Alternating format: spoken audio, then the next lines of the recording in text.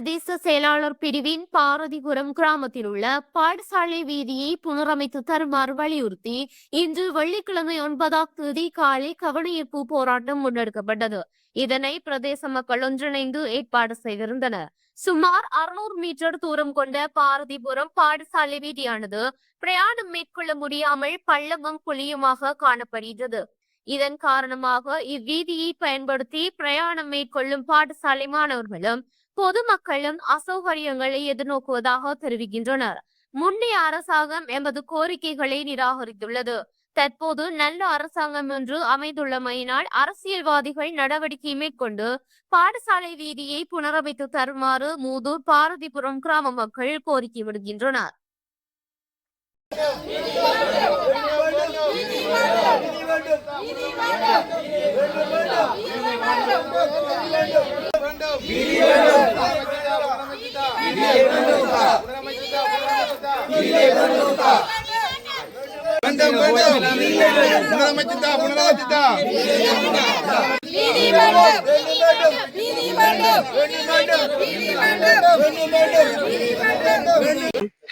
என்னன்னு சொன்னா உண்மையில இன்றைக்கு இடம்பெறுகின்ற கவனஈர்ப்பு ஒரு ஆர்ப்பாட்டமாகத்தான் இருக்கு. இது அரசாங்கத்துக்கோ யாருக்கும் எதிரானது இல்லை.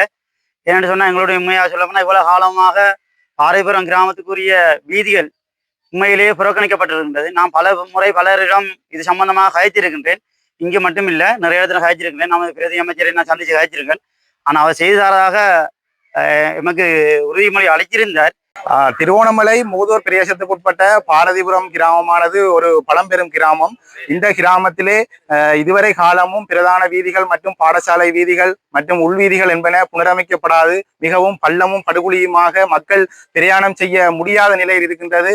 இந்த வீதியினால் மேன்கமம், சிவபுரம், மருதநகர், மல்லியத்தீவு முதலான கங்குவெளி முதலான பகுதிகளுக்கு மக்கள் பயணிக்கின்றனர்.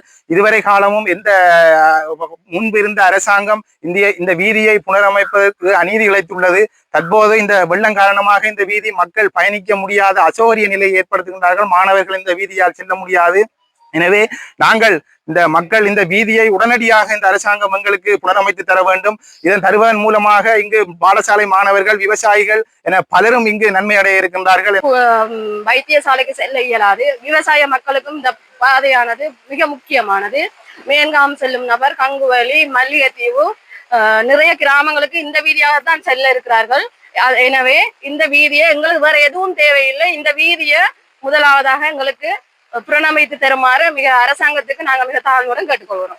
வீதி பாரதிபுரம் மேங்காமம் வீதி, அதே போன்று சின்ன வாய்க்கால் வீதி என்று இந்த சந்தியிலே இப்போது மக்கள் இந்த கவனஈர்ப்பை மக்களாக ஒன்று சேர்ந்த சக்தியாக நிற்கின்றனர்.